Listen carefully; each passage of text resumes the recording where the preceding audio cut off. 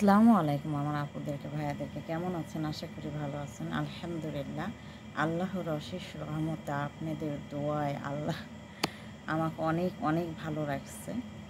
তা আমি আজকে এখনও ভিডিও বানাতে পারি নাই, আর ভিডিও সবসময়ই বানানো যায় না।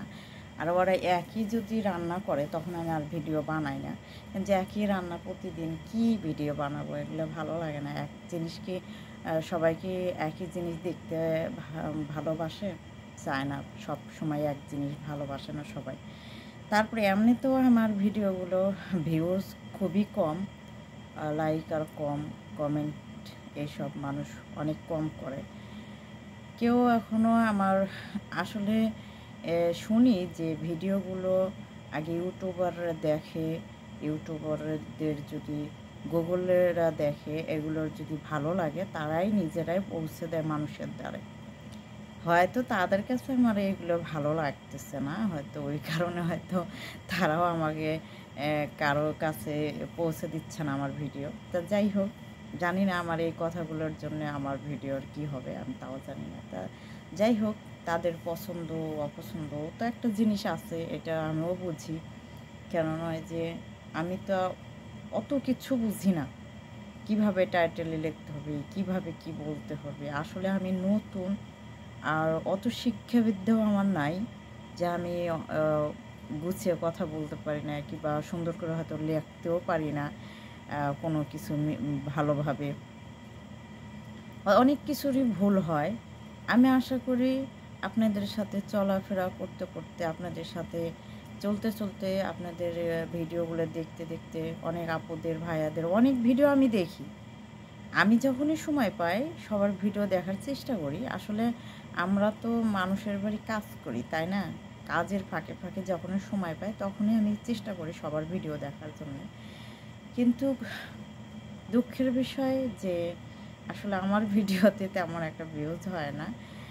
আর এই ইউটিউবটা আমার কেমন চলবে আর কেমন কি হবে তাও আমি বলতে পারবো না। কেননা যে 2 বছর আগে আমি ইউটিউবটা খুলে রাখছিলাম, তখন আমি চালাই নাই, কয়েকটা ভিডিও ছেড়ে অফ করে রাখছিলাম বিধায় হয়তো জানি না এই ইউটিউবটা আমার কেমন চলবে।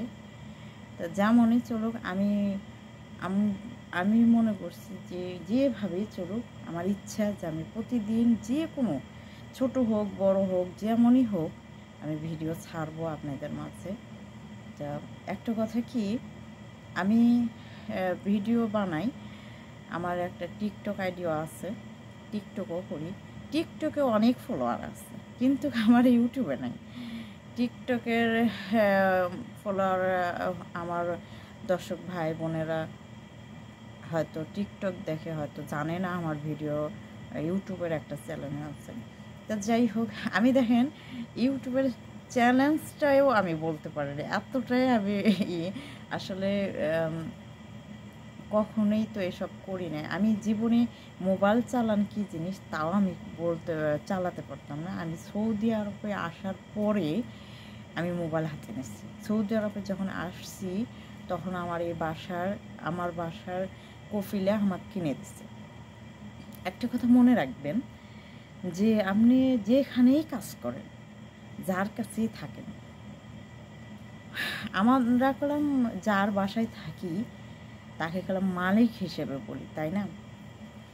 কিন্তু এই দুনিয়াতে, এই পৃথিবীতে সবার মালিক ওই একজন, তার উপরে কেউ মালিক হতে পারে না এই দুনিয়াতে। তা আমরা যার বাসায় কাজ করি কিংবা যার কাছে থাকি, তাকে কেউ যদি জিজ্ঞেস করে তখন আমরা বলি যে আমার মালিকের বাসা এটা, কিংবা আমার মালিক এটা দিচ্ছে কি ওইটা দিচ্ছে, এরকম বলি। কিন্তু এটা বলাটা ঠিক না। কেননা যে আমাদের মালিক শুধুই মাত্র একজন, সে হলো আমাদের আল্লাহ। আল্লাহ ছাড়া দুনিয়ার কেউ মালিক হতে পারে না, মালিক বলা যাবে না। আপনি বলতে পারেন স্যার কিংবা কফিল কিংবা বস, এরকম বলতে পারেন, কিন্তু মালিক বলা যাবে না, ঠিক আছে? আমি আমি আমার কপিল ছাড়া আমি মালিক বলি না। হয়তো সামনে আসলে সামনে আসলে বয়স্ক মানুষ বাবা বলে ডাকতে হয়। এই দেশে কোকিলকে বাবা বলে ডাকে। বাবা, মা, মামা, মাকে মামা বলে। বয়স্ক লোক যারা থাকে বাসায় তাদেরকে বাবা, মামা এটাই বলে। বাবা বলে বাবারে, আর মামা বলে মাকে। আমরা যেমন মাকে মা বলি, ওরা 2 বার উচ্চারণ করে মামা। আর আমরা মামা বলি মায়ের ভাইকে, ওরা বলে মামা, এরকম। আর মামার ভাইকে বলে খালি, খালারে খালাই বলে, আর খালি বলে মামারে, এইরকম আর কি। আচ্ছা, যাই হোক, আচ্ছা আমি ভিডিও বানাতে পারিনি আসলে। আমার ছোট্ট চ্যালেঞ্জটা আমি আশা করি আপনাদের মাঝে গেলে ইনশাআল্লাহ একদিন না একদিন অনেক বড় হবে। আমি সেই আশাই বুকের ভিতর বেঁধে রাখছি যে ইনশাআল্লাহ আল্লাহ তাআলা চাইলে ইনশাআল্লাহ আমার ইউটিউবের চ্যালেঞ্জটাও অনেক বড় হতে পারে, আল্লাহ যদি চায়। আল্লাহ না চাইলে কিছুই হবে না। আমি কারো উপরে ভরসা করি না, আল্লাহর উপরে ছাড়া।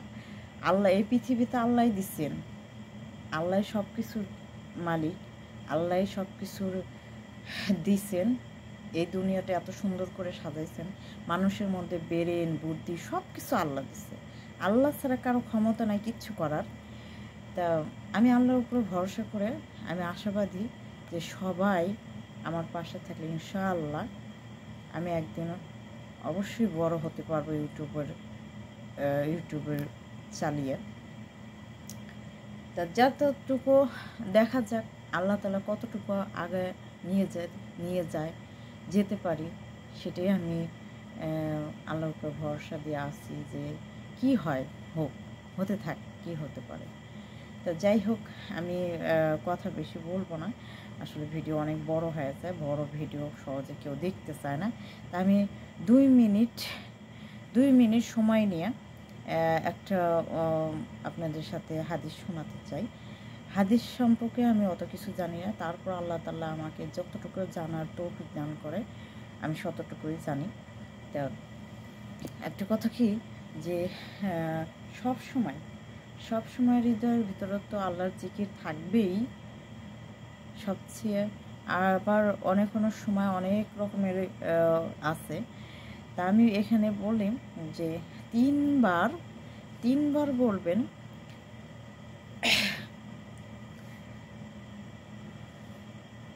আল্লাহুম্মা মাগফিরলি। 3 বার বলেন আল্লাহুম্মা মাগফিরলি, আল্লাহুম্মা মাগফিরলি। আবার 3 বার বলবেন আস্তাগফিরুল্লাহ, আস্তাগফিরুল্লাহ, আস্তাগফিরুল্লাহ। আবার 3 বার বলবেন আউযুবিল্লাহ,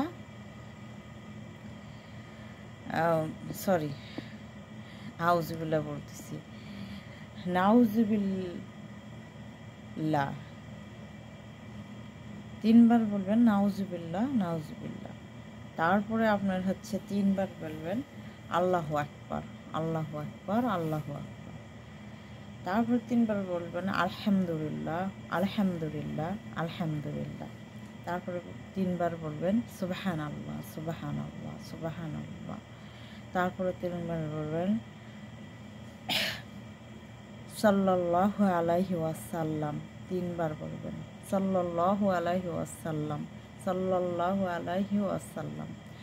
তারপরে বলবেন লা ইলাহা ইল্লাল্লাহু মুহাম্মাদুর রাসূলুল্লাহ, লা ইলাহা ইল্লাল্লাহু মুহাম্মাদুর রাসূলুল্লাহ। এই কথাটি 10 বার বলবেন, লা ইলাহা ইল্লাল্লাহু মুহাম্মাদুর রাসূলুল্লাহ, লা ইলাহা ইল্লাল্লাহু মুহাম্মাদুর রাসূলুল্লাহ। এইভাবে 10 বার বলবেন। আবার তারপরে 10 বার বলবেন লা হাওলা ওয়ালা কুওয়াতা ইল্লা বিল্লাহ, লা হাওলা ওয়ালা কুওয়াতা ইল্লা বিল্লাহ, লা হাওলা ওয়ালা কুওয়াতা ইল্লা বিল্লাহ। এটা 10 বার করবেন। আসলে আমরা ঈমানের পথে থাকতে চাই, কে না থাকতে চাই ঈমানের পথে, সবাই থাকতে চায়।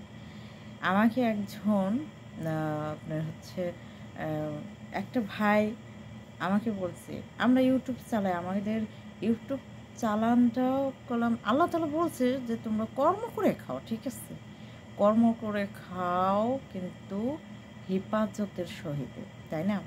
হ্যাঁ, আমাদের বোরখা পড়তে হবেই, বোরখা পড়তে হবে, কিন্তু এই মুখমণ্ডল এই কবজির থেকে হাত মুখটুকু বার করা হাদিসে আছে।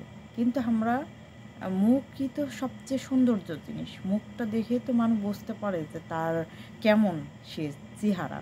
তা আমরা এই মুখ ঢেকে থাকি, অথচ অনেক হাদিসে আসছে যে এই মুখোশটা যে লাগাই আমরা, টাইট ফিটিং লাগানো যাবে না, ঢিলে ঢালা লাগাতে হবে।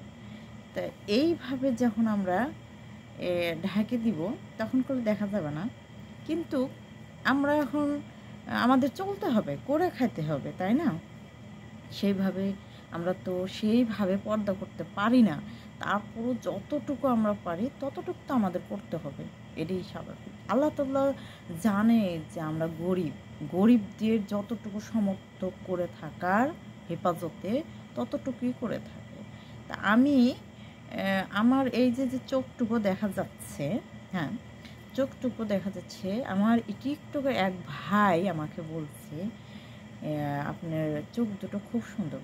নাউজুবিল্লাহ, আস্তাগফিরুল্লাহ। আল্লাহ তাআলার কাছে ক্ষমা চাই যে আজকে আমি এই কথাটা আর কিছু বলবো না, আরেকদিন আমি বলবো সেই হাদিসের কথাটা। তা আমি সেই ভাইকে বলবো কখনোই, সেই ভাইয়ের উদ্দেশ্যে সবাইকে বলবো যে কখনোই কোনো মেয়ের হাত, পা, মুখ, চোখ দেখে কখনোই কোনো মন্তব্য করবেন না। এমন কোনো মন্তব্য করবেন না যে আপনি জাহান্নামে যান, আর যে বানাচ্ছে সেও জাহান্নামে যান। আল্লাহর কাছে ক্ষমা প্রার্থনা করি। তা আজকে ভিডিওটা আমি এ পর্যন্তই রাখছি। সবাই ভালো থাকবেন, সবাই সুস্থ থাকবেন। আর হাদিস কোরআনের বিষয়গুলো অন্য রকমের, সবাই সবার কাছে শেয়ার করে দেবেন। একজন জানলে আরেকজনেরও জানলে অনেক উপকার আপনার হবে, আমারও হবে। তো এই পর্যন্ত রাখছি। সবাই ভালো থাকবেন, সুস্থ থাকবেন। আল্লাহ হাফেজ। আসসালামু আলাইকুম ওয়া রাহমাতুল্লাহি ওয়া বারাকাতুহু।